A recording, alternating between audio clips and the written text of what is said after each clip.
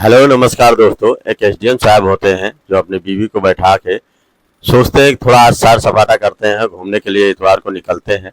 और वो कुछ दूर जाते हैं, वही 10 किलोमीटर के आसपास, तो वहीं पे देखते हैं कि एक ठेला लगा के एक औरत बैठी हुई है बच्चे के साथ में और कुछ सब्जियां बेच रही हैं। तो वो क्या करते हैं, कुछ ठेले के पास जाते हैं और जाके वहीं रुक जाते हैं। रुकने के बाद गाड़ी खड़ी कर देते हैं।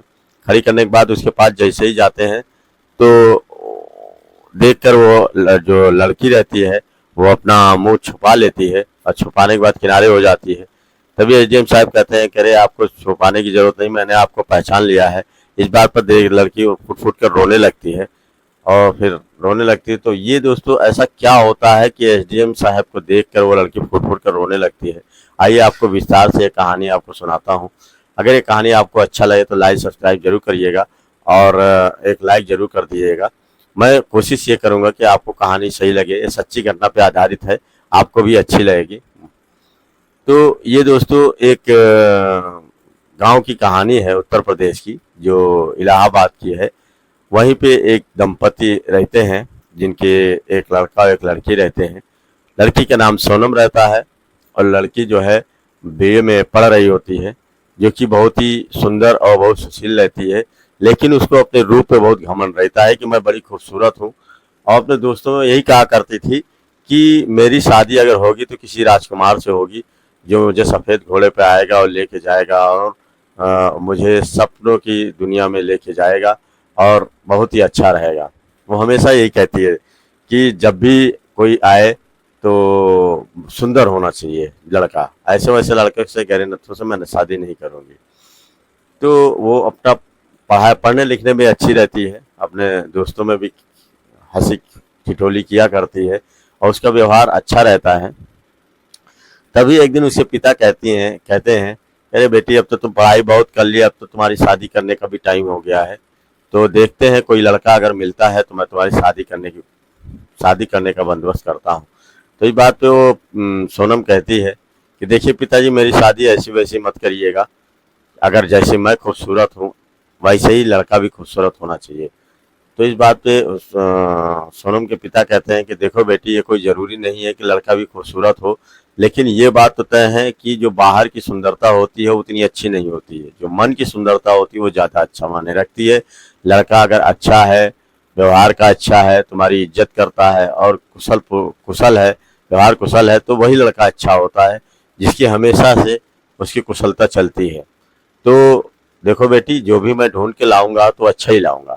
तो इस बात पे सोनम कहती है ठीक है पिताजी, आप जो भी लाइएगा तो सोच समझ के ही लाइएगा। इस बात पे क्या होता है कि कुछ दिन ऐसे ही बीतते हैं। सोनम भी अच्छे क्लास से पास हो जाती है। उसके बाद जो है उसके पिता इधर उधर बात चलाते हैं और उसके एक भाई रहता है जिसका नाम आदित्य होता है।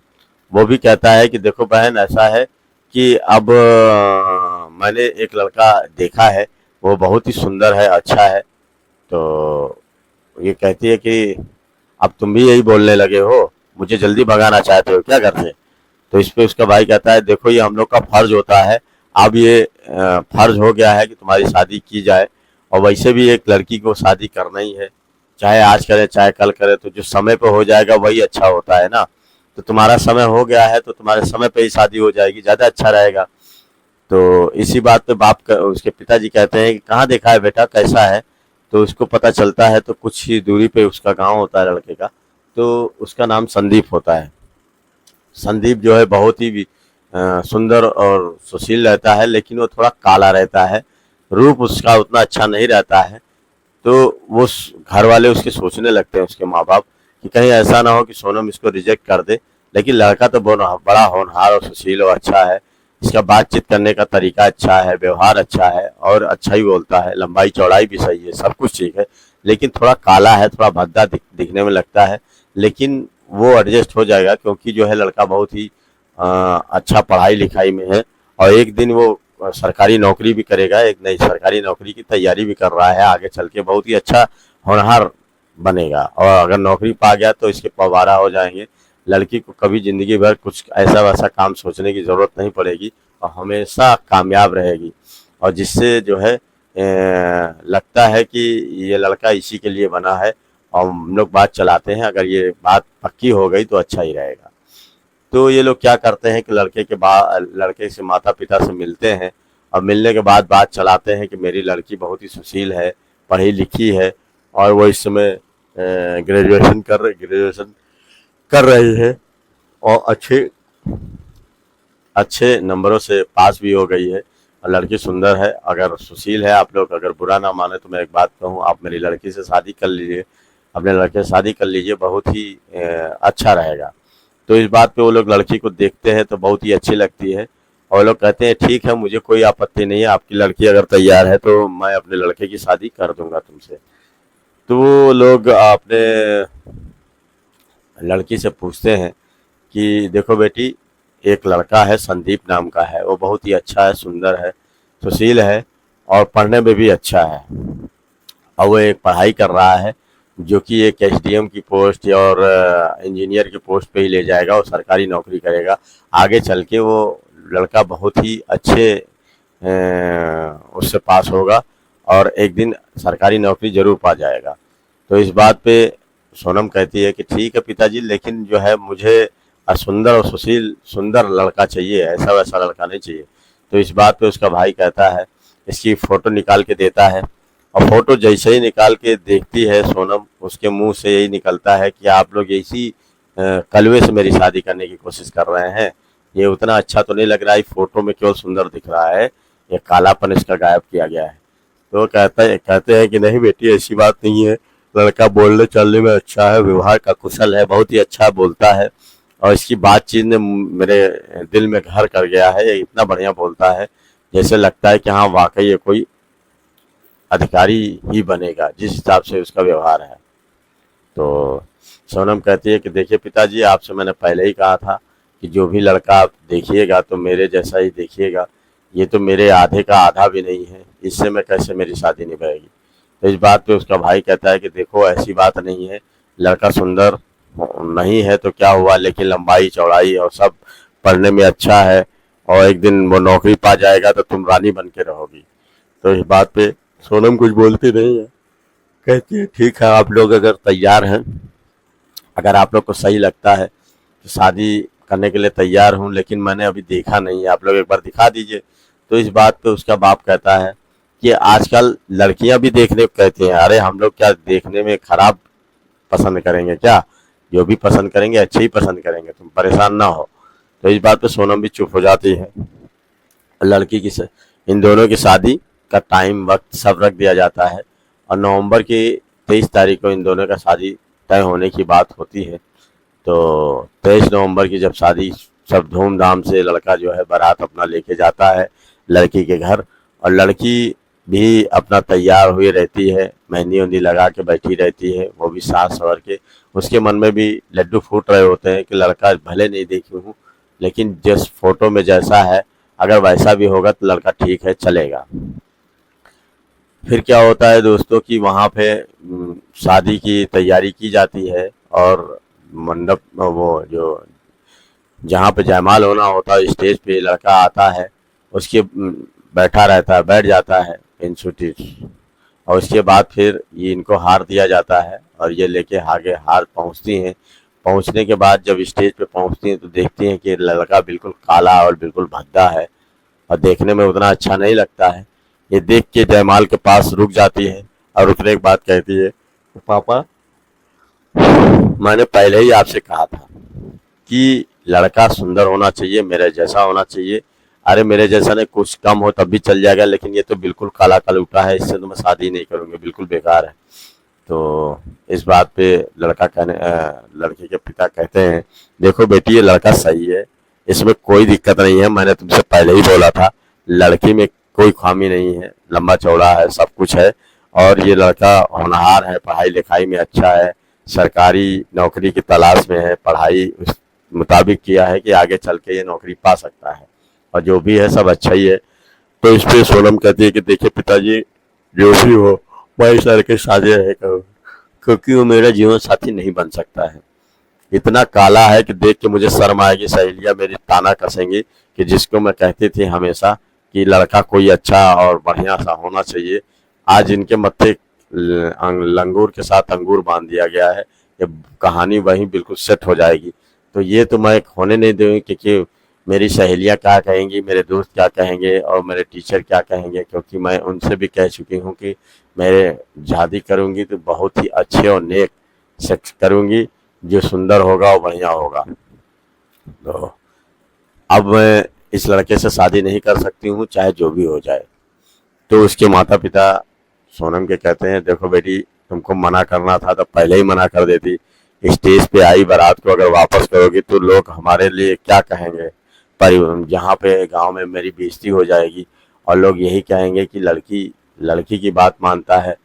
तो इस पे सोनम कहती है कि देखो कुछ भी हो जाए पिताजी, लेकिन मैं शादी नहीं करूँगी तो नहीं करूँगी, जो भी हो जाए मैं जहर खा के मर जाऊँगी, लेकिन इस लड़के से शादी नहीं करूँगी। इस बात पे पूरे बारात में तहलका मच जाता है। लोग कहने लगते हैं कि ज़बरदस्ती शादी मत कराना भैया, अगर ये लड़की कुछ कर बैठेगी तो पूरा घर भर फंसेगा। तो ये सुन के जो है सब ठमक जाते हैं, और ठमकने के बाद जो है फिर उसके माता पिता लड़के के समझाते हैं, देख बेटी, अभी तू नादान है, तुझको ये नहीं समझ है कि एक बारात वापस किसी लड़की के दरवाजे से अगर लौट जाए तो कितना अपशगुन माना जाता है। पूरा समझ लो कि पूरा जितने नाते रिश्तेदार सब में एक एक हमेशा के लिए एक बात चली जाएगी, संदेश, कि देखो भैया इस लड़की से लड़की बहुत खराब है। तो कहती है, देखो माँ, अभी की सच्चाई ठीक है, अभी जो भी होगा सब सही है, लेकिन बाद में भी जिंदगी भर इससे कुड़ती रहूंगी, वो नहीं ठीक है। वो कुछ बोल ही नहीं पाती है, तब तक उसमें से कोई एक जो है फोन कर देता है पुलिस वालों को, और पुलिस वहां पे पहुंच जाती है वही रात 12 बजे। और पहुंचने के बाद फिर लड़की से पूछते हैं कि आखिर क्या मामला है, तुम रो क्यों रही हो। तो इस पे वो लड़की खुल के बता देती है कि मेरे पिताजी और मेरी माताजी और मेरे भाई जबरदस्ती मेरी शादी इस आदमी से कराना चाहते हैं, जिसको मैं पसंद नहीं करती हूँ, बिल्कुल नहीं चाहती हूँ। ये देखने में भद्दा और बेकार है, न काम का न काज का, बिल्कुल बेकार आदमी है। तो इस बात पर पुलिस आ जाती है और कहने लगती है कि देखो, जो लड़की कह रही वही होगा, क्योंकि ये लड़की बालिग है, और बालिग होने के बाद उसका अधिकार है कि वो किस लड़के से शादी करे और क्या करे। तुम इस पे प्रेशर नहीं डाल सकते हो, अगर प्रेशर डालोगे तुम लोग को जेल में डाल दूंगा और सब बेकार हो जाएगा, तुम्हारा मामला सब थारी की तरी तुम्हारी रह जाएगी। इस बात पे कोई कुछ बोलता नहीं है, और वो क्या करता है कि चुपचाप से पुलिस जो है बताकर कहती है हथकड़ियाँ लग जाएंगी अगर इस लड़की की बात नहीं मानेंगे। तो ये लड़की बालिग है और अपने मर्जी से शादी करना चाहती है। तो इस बात पर माँ बाप भी चुप हो जाते हैं, और लड़की जो है अपना सब वस्त्र और सब जितना भर गहना वहना सब उतार देती है, और उतारने के बाद अपना चली जाती है। उसी जगह जब बारात वापस होने लगती है तो लड़के का बाप माँ सब मायूस हो जाते हैं, और वो कहते हैं कि तो बहुत गलत बात है, अब तो मेरी लड़की ने इनकार कर दिया, मैं क्या मुंह दिखाऊंगा। तो लड़के का बाप उतर के स्टेज से सब जाने लगते हैं, और जाने के बाद यही सोचते हैं कि जो भी हुआ बुरा हुआ, अगर लड़की पहले देख ली होती तो इस भरी महफिल में हम लोग को तमाचा नहीं मारती। यही हम माँ बाप गलत करते हैं जो लड़के लड़की को मिलवाते नहीं हैं, और इससे मिलवाया नहीं है, अगर पहले देख लेती तो मना कर देती तो मेरा खर्चा इतना नहीं होता। यही सोच ही रहे थे और वापस जा ही रहे थे, तब तक एक बूढ़ा किसान वहाँ पर आता है, और आने के बाद कहता है, नमस्ते बाबूजी। तो वो नमस्ते करते हैं। वो कहता है कि देखो बाबूजी, मैं उतना अमीर तो नहीं हूँ और गरीब हूँ, मेरी एक लड़की है जो 10वीं में पढ़ रही है, वो बहुत ही सुंदर है और बहुत आपके घर खप जाएगी, और बिल्कुल सही से आप लोग की व्यवस्था देखभाल सही से करेगी, और आपके जो लड़का है उसका भी व्यवहार अच्छा से करेगी। आप ना मानो तो आप मेरी लड़की से मिल लीजिए, बातचीत कर लीजिए, जब आपको अच्छी लगे तो करिएगा। इस बात पे जो है उनको समझ में आ जाती है। वो कहते ठीक है, अगर आपकी लड़की होनहार और सुशील है, ठीक है, ज़्यादा पढ़ी लिखी नहीं है और ज़्यादा सुंदर नहीं है, लेकिन ठीक है, कम से कम लड़के को मानेगी तो हम लोग को 2 रोटी तो खिलाएगी। ये तो लड़की बिल्कुल गलत निकली, बताइए, सुंदर सुशील होने के बाद जो हम लोग का इतना व्यवहार गलत कर दिया, और हम लोग को जो है भरी महफिल में मुंह पे चप्पल सा मार दिया। हम लोग की तो हालत बिल्कुल ख़राब है, अब हम लोग बोलने की दशा में भी नहीं है, तुमसे क्या बोलूँ। तो इस बात पे वो कहते हैं कि नहीं, आप कुछ मत करिएगा, बाकी यहाँ का अरेंजमेंट मैं कर देता हूँ, और मेरी लड़की से आप लोग शादी करवा दीजिए, जिनका नाम जो है ऐश्वर्या होता है, और सब तैयारी हो जाती है। उसी बीच उस ऐश्वर्या की शादी जो है इनसे की जाती है, उस लड़के से उसी मंडप में उसी टाइम, जो टाइम मुहूर्त रखा जाता है उसी टाइम वहाँ पे शादी की जाती है और बड़े धूमधाम से शादी होती है, बहुत ही अच्छे शादी होती है। और शादी करने के बाद दूल्हा जो है दुल्हन को लेके जाता है, लेके अपने घर चला जाता है और यही कहता है कि जो नसीब में होता है इसी को कहते हैं नसीब का खेल। मेरे नसीब में ये लिखी थी ऐश्वर्या, तो मुझे ऐश्वर्या ही मिली, और बाकी जो है वो नसीब में नहीं थी तो वो नहीं मिली, जो कि मेरा सब कुछ उसी के माध्यम से गया था और वही से मैं शादी करने आया था। लेकिन भगवान को कुछ और मंजूर था कि उससे शादी ना होके देखिए दूसरे से शादी हो जाती है और अच्छे से। फिर वो क्या करता है, अपने घर लेके चला जाता है दुल्हन को और अच्छे से रहने लगते हैं वो लोग। और इधर ये सोनम जो है पढ़ने के लिए इस्लामाबाद भेज देते हैं और वहीं पे ग्रेजुएशन कराने के लिए, क्योंकि इंटर पास हो जाती है उसके बाद ग्रेजुएशन के लिए इलाहाबाद नाम लिखा देते हैं और यूनिवर्सिटी में बहुत ही अच्छा से यह पढ़ाई भी करने लगती है। तभी वहाँ पे एक लड़के से मुलाकात होती है जिसका नाम होता है विशाल। विशाल बहुत ही खूबसूरत होता है, वो गाड़ी बदल के आया करता था, कभी सफारी गाड़ी, कभी टाटा की गाड़ी, कभी कभी किसी की गाड़ियों में बैठ के आता था, अच्छे अच्छे कपड़ा पहनता था। तो ये देख के उस पर जो है लट्टू हो जाती हैं, कहती हैं कि मेरा जीवन साथी बहुत ही अच्छा है और एक दिन अच्छा ही रहेगा, क्योंकि लड़का अच्छा तो सब कुछ अच्छा, मैंने जो सच सोचा था वैसा मुझे आदमी मिल गया। और सोनम ये बात अपने माता पिता को भी बताती है कि देखिए मैंने लड़का पसंद कर लिया है, आप लोग देख के उसकी हाँ हाजिरी कर दीजिए, मुझे तो बहुत पसंद है और लड़का ऊपर से नीचे से चारों तरफ से देखा हूँ, ये बहुत ही बेहतरीन ढंग से काम कर रहा है, बहुत ही अच्छा रहता है। ये बात सुनकर जो है उसके माँ बाप कहते हैं ठीक है बेटी, जहाँ पे तुम करना चाहो, वैसे भी हम लोग एक जगह करके तुम्हारी शादी देख चुके हैं किस तरीके से गड़बड़ा गई है, अब तुम जहाँ कहोगी वहीं हम लोग शादी करेंगे। तो वो कहती है ठीक है। फिर वो विशाल से बड़ी धूमधाम से शादी वो कर देते हैं और विशाल देखने में तो बहुत ही अच्छा लगता है, लेकिन अंदर से दिल का काला रहता है। वो जुआ, शराब, दारू सब पीता है और पीने के बाद लड़कियों से अय्याशी भी करता है, वो सब कुछ करता है, लेकिन कभी भी इनको शक नहीं होने देता है सोनम को, किस घटिया तरीके का आदमी है।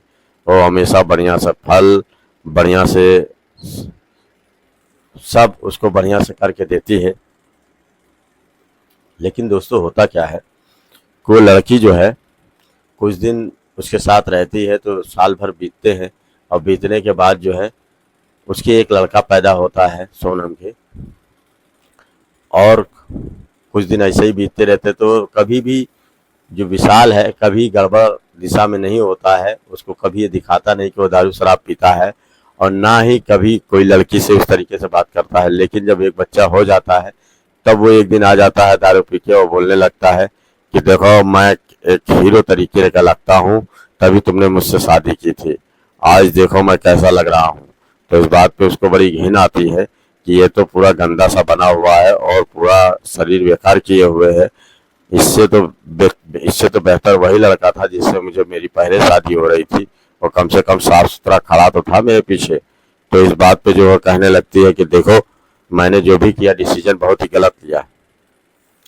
लेकिन जो है फिर क्या होता है, कुछ समय और बीतता है, वो इसी तरह वो दारू पी के झगड़ा भी करने लगता है, मारपीट भी करने लगता है विशाल।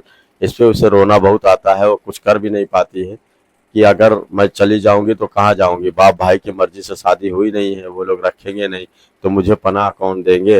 ये बात सुनकर उसको बहुत ही खराब लगता है कि काश ये मैं उसी से शादी कर ली होती, लेकिन अपने आगे किसी की मानी नहीं, ये बहुत ही गलत किया, बहुत ही गलत हुआ मेरे साथ जो उनकी बात नहीं मानी। और फिर वो धीरे धीरे मारना पीटना भी शुरू कर देता है और गाली गलौज भी बकना शुरू कर देता है विशाल, और कहता है कि देखो तुम्हें रहना हो तो रहो, नहीं घर छोड़ के चली जाओ, मेरा व्यवहार ऐसा ही है, मैं ऐसा ही रहूँगा, अगर सही खाना नहीं बनेगा तो मुझे तुरंत खाना फिर से बनाओ, समझी, ये नहीं चलेगा कि बना के रख दो अपना सो जाओ। तो वो खूब समझाता है और समझाने के बाद इनको मारता पीटता भी है।